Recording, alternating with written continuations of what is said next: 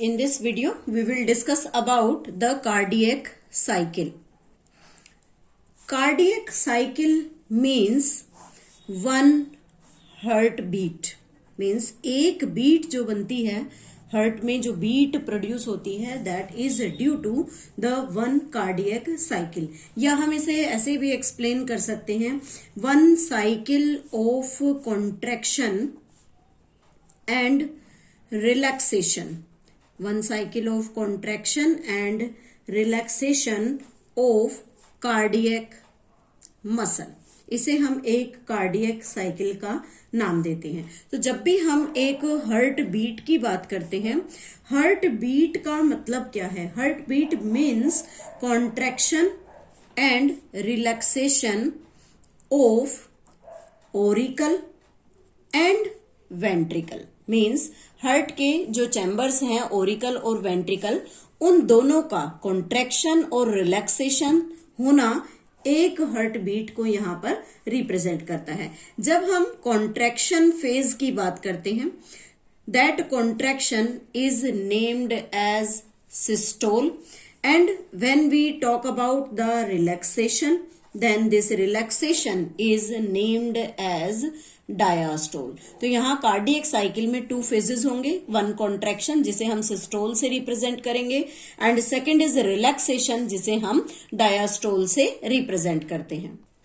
Next हम कहते हैं कि जब दोनों atrium, when both atria and ventricle, दोनों जब रिलैक्स्ड स्टेट में होंगे, रिलैक्सेशन फेज में होंगे, तो उस कंडीशन को यहां पर हम जॉइंट डायास्टोल का नाम देते हैं. This is the joint diastole. और इस एक्टिविटी के दौरान एक्चुअली होता क्या है कि जो ब्लड फ्लो है, that flows from superior and inferior vena cava. जो ब्लड है वो सुपीरियर और इंफीरियर वेना केवा से एट्रिया के अंदर आता है, एंड फ्रॉम एट्रिया, और फिर एट्रिया से रिस्पेक्टिव जो वेंट्रिकल्स होते हैं उनके अंदर पास होगा थ्रू द ओरिकुलो वेंट्रिकुलर वाल्व. इसलिए इस कंडीशन में हम इसे जॉइंट डायास्टोल मानते हैं.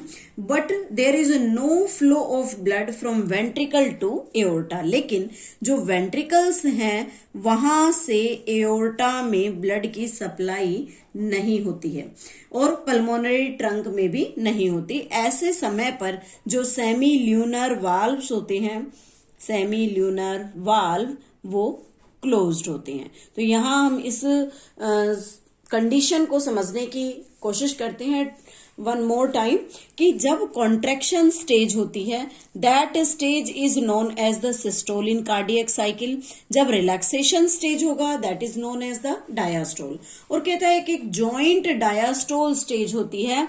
दैट जॉइंट डायास्टोल स्टेज मीन्स जब दोनों ओरिकल और दोनों वेंट्रिकल यहाँ पर रिलैक्स्ड स्टेट में है, मतलब वेंट्रिकल और ओरिकल वन साइड से दोनों रिलैक्स्ड स्टेट में होंगे, तब हम उस सिचुएशन को यहाँ जॉइंट डायास्टोल का नाम देंगे. और ये कब होता है?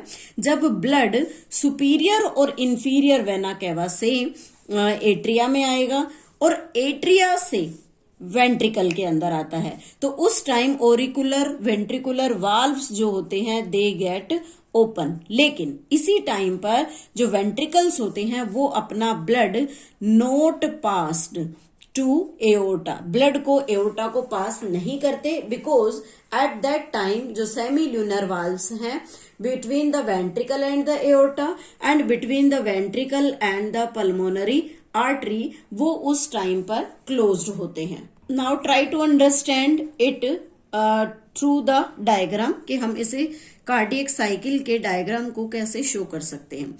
जब भी कार्डियक साइकिल का इवेंट बनाते हैं तो उस एक कार्डियक साइकिल की जो टाइमिंग होती है that is 0.8 second. Means one cardiac cycle is completed in 0.8 seconds. और इस 0.8 सेकेंड में 0.1 के लिए यहाँ ओरिकुलर सिस्टोल होता है. मीन्स उस टाइम पर ओरिकल यहाँ पर कॉन्ट्रैक्ट करेगा and 0.3 second is for ventricular systole, means जब वेंट्रिकल ब्लड को पंप करके एओर्टा को पास करेगा तो उस टाइम वो कॉन्ट्रैक्ट करता है। इस टाइम पर यहां वर्किंग हो रही है, लेकिन जो इस साइड वाले ऑरिकल और वेंट्रिकल फेजेस होते हैं they remain at rest for 0.4 second. जैसा कि हमने अभी डिस्कस किया था कि इस कंडीशन में यहां पर जॉइंट डायास्टोल होगा, जिसमें ओरिकल और वेंट्रिकल दोनों के दोनों यहां पर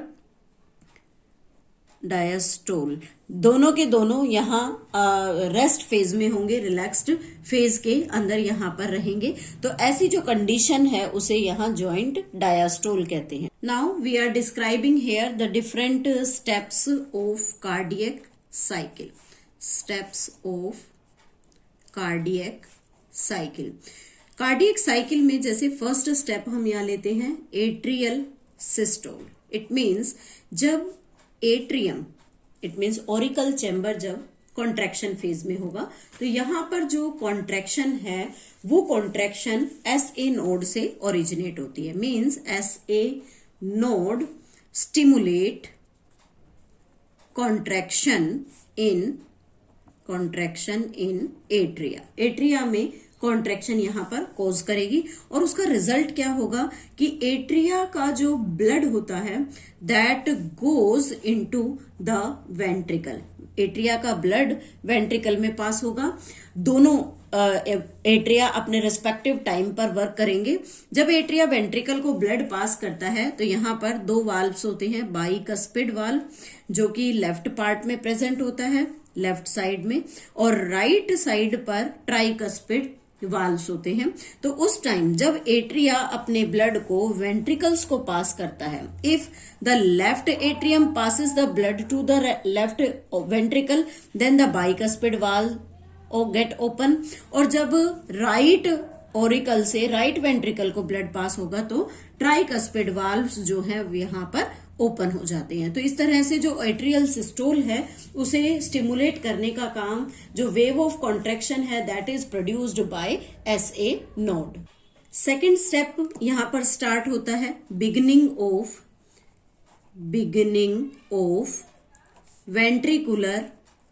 वेंट्रिकुलर सिस्टोल। मीन्स जो वेंट्रिकुलर सिस्टोल है अब यहां पर उसकी स्टार्टिंग होगी। तो वेंट्रिकल के जो सिस्टोलिक फेज है उसमें ventricle start to contract. Ventricle यहां पर कॉन्ट्रैक्ट करना स्टार्ट करता है और यहां जो वेंट्रिकल की कॉन्ट्रैक्शन है that is due to AV node. AV node यहां वेंट्रिकल को कॉन्ट्रैक्ट करने में, स्टिमुलेट करने में हेल्प करेगा। देन व्हाट विल हैपन, यहां पर जो बाइकस्पिड और ट्राइकस्पिड वाल्व्स हैं, ट्राइकस्पिड वाल्व वो क्लोज हो जाते हैं बिकॉज वेंट्रिकल यहां पर काम कर रहा है। और जैसे ही बाइकस्पिड और ट्राइकस्पिड वाल्व यहां क्लोज होते हैं तो यहीं पर फर्स्ट हर्ट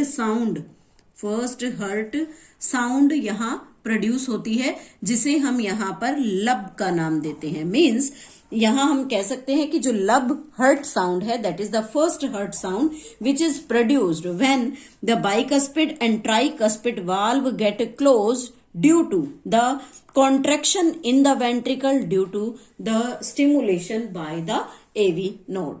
Next step है complete ventricular systole. Complete ventricular systole means complete ventricular systole किस तरह से वर्किंग अपनी शो करेगा। तो इस टाइम पर जो वेंट्रिकल्स होते हैं, वेंट्रिकल्स उनकी कंप्लीट कॉन्ट्रैक्शन हो जाती है। हमने अभी जो फर्स्ट स्टेप डिस्कस किया था उसमें बिगिनिंग थी, स्टार्टिंग हुई थी, लेकिन यहां पर कंप्लीटली दे गेट कॉन्ट्रैक्ट, यहां कॉन्ट्रैक्ट हो जाते हैं और जो ब्लड है वो वेंट्रिकल्स से निकलकर, दो वेंट्रिकल्स होंगे, right ventricle and left ventricle. अगर लेफ्ट वेंट्रिकल की वर्किंग है तो यहां से ब्लड की पासिंग एओर्टा में होगी। If the right ventricle is working और contracting here then it is passed to the pulmonary trunk और द पल्मोनरी आर्टरी, इस टाइम पर पल्मोनरी आर्टरी में ब्लड चला जाएगा। तो ऐसी जब कंडीशन होगी तो यहाँ पर दोनों के बीच में जो सेमी ल्यूनर वाल्व प्रेजेंट थे, these semi lunar valve get open, और सेमी ल्यूनर वाल्व के ओपन होने से वेंट्रिकल से निकला हुआ ब्लड अगर लेफ्ट वेंट्रिकल से निकल रहा है that is passed to the aorta, और अगर राइट वेंट्रिकल से निकलेगा तो वो पल्मोनरी आर्टरी को यहाँ पर पास कर दिया जाता है। नेक्स्ट फेज आता है beginning of ventricular diastole.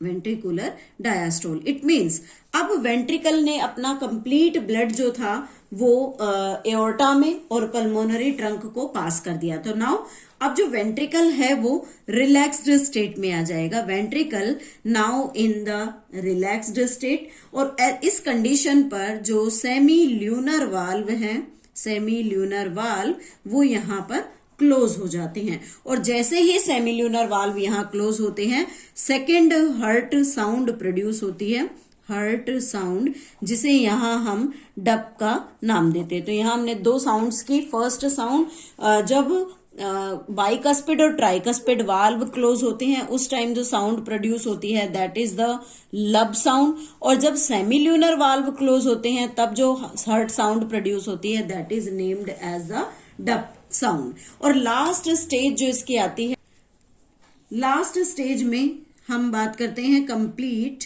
Ventricular diastole की, कंप्लीट वेंट्रिकुलर डायस्टोल। इस कंप्लीट वेंट्रिकुलर डायस्टोल में जो ट्राइकस्पिड और बाइकस्पिड वाल्व्स थे, ट्राइकस्पिड एंड बाइकस्पिड वाल्व, ये ओपन हो जाते हैं। यहाँ पर ब्लड जो वॉल्व्स हैं वो ओपन हो गए। इट मीन्स जो वेंट्रिकल्स हैं वहां पर एट्रिया से वेंट्रिकल में ब्लड की सप्लाई जो है वो स्टार्ट हो जाएगी, ब्लड पास होना स्टार्ट होगा। अगेन यहाँ पर फिर से हम वर्किंग को ध्यान देंगे कि जब एट्रिया का लेफ्ट पार्ट वर्क करेगा तो लेफ्ट वेंट्रिकल को ब्लड जाएगा, तो यहाँ पर बाइकस्पिड वाल्व की ओपनिंग होगी, और जब राइट ऑरिकल से राइट वेंट्रिकल को ब्लड सप्लाई होगा तो ट्राइकस्पिड वाल्व की यहाँ पर ओपनिंग होती है। तो कहते हैं जो कॉन्ट्रैक्शन ऑफ द हार्ट है does not cause this flow, blood flow इस टाइम नहीं होगा। देन एट दैट टाइम जो वेंट्रिकल्स और ऑरिकल्स हैं दोनों इस टाइम पर रिलैक्स्ड स्टेट में है। ऐसी कंडीशन के अंदर जो एक कंप्लीट वेंट्रिकुलर डायस्टोल है उसकी कंडीशन बनती है। वेंट्रिकल अपना ब्लड जो है वो पंप नहीं करेगा, वेंट्रिकल्स के अंदर ब्लड सिर्फ फ्लो होगा, उसके अंदर प्रेजेंट रहेगा, लेकिन वो उसे पास नहीं करता। तो ऐसी कंडीशन में जो वेंट्रिकल्स होते हैं वो कंप्लीट रिलैक्स्ड स्टेट में होंगे, डायस्टोलिक स्टेज में होंगे, और ये सारा इवेंट जो होता है वो 0.8 सेकेंड में बॉडी के अंदर यहाँ कंप्लीट हो जाता है। तो इस तरह से हम कार्डियक साइकिल को रिप्रेजेंट कर सकते हैं। एज वी नो दैट हमने स्ट्रोक वॉल्यूम को डिस्कस किया था कि स्ट्रोक वॉल्यूम एक्चुअली क्या है, कि जब वेंट्रिकल ब्लड पंप करता है तो उस ब्लड की पंपिंग में कितना अमाउंट वेंट्रिकल पंप करता है that is approximately 70 millilitre of the blood. It means एक कार्डियक साइकिल में वेंट्रिकल एक बार में 70 ml ब्लड को पंप करता है। That value is known as the stroke volume. और इस स्ट्रोक वॉल्यूम को if the stroke volume multiplied by the number of beats, अगर इसे नंबर ऑफ बीट्स से हम मल्टीप्लाई कर दें तो हमारे पास इसकी जो वैल्यू निकल कर आती है that is named as cardiac output. इसे हम कार्डियक आउटपुट का नाम देते हैं। तो अगर हम इस कार्डियक आउटपुट को कैलकुलेट करें तो हमारे पास स्ट्रोक वॉल्यूम की वैल्यू गिवन है that is the 70 millilitre into हमारे पास नंबर ऑफ बीट्स हमें एवरेज पता है that is the 72 beats per minute. तो हम ये कह सकते हैं कि अगर इसको मल्टीप्लाई करते हैं तो हमारे पास अप्रोक्सीमेटली 5040 अप्रोक्सीमेट और 5000 मिलीलीटर जो ब्लड है या 5 लीटर्स जो ब्लड है वो एक बार में 1 मिनट के अंदर जो ब्लड पंप किया गया, because the 72 beats per minute है, तो 1 मिनट में जो ब्लड पंप किया वेंट्रिकल ने दैट इज अप्रोक्सीमेटली 5 मिलीलीटर। और इसी वैल्यू को हम यहाँ पर कार्डियक आउटपुट का नाम देते हैं। This cardiac output is for a normal healthy person, means normal healthy person की बॉडी का जो कार्डियक आउटपुट है that is approximately 5 litres.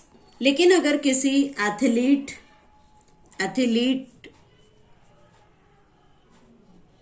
Person का अगर हम कार्डियक आउटपुट मेजर करना चाहें तो वहां पर उस एथलेटिक पर्सन की जो बीट्स होंगी, बीट्स पर मिनट, उनकी वैल्यू इंक्रीज हो जाएगी। It may be raise up to 80 beats per minute हो सकती है, बट जो स्ट्रोक वॉल्यूम है उसकी वैल्यू में कोई चेंज नहीं होगा। इट रिमेन 70 ml पर मिनट पर कॉन्ट्रैक्शन। तो इसे हम जब मल्टीप्लाई करेंगे टोटल नंबर ऑफ बीट से तो हमारे पास जो एवरेज वैल्यू है वो अप्रोक्सीमेटली 5600 मिलीलीटर पर मिनट आती है। इट मीन्स 5.5 लीटर के आसपास जो ब्लड है वो 1 मिनट के अंदर जो वेंट्रिकल्स हैं वो पंप करेगा। तो मीन्स जो एथलेटिक पर्सन्स होते हैं उनकी कार्डियक आउटपुट की वैल्यू जो होती है वो हमेशा नॉर्मल पर्सन के कार्डियक आउटपुट से ज्यादा होगी। So this is all about the complete description of the cardiac cycle as well as cardiac output or the 2 different types of the sound produced by the heart. So this is about the cardiac cycle. In the next video we will discuss about ECG.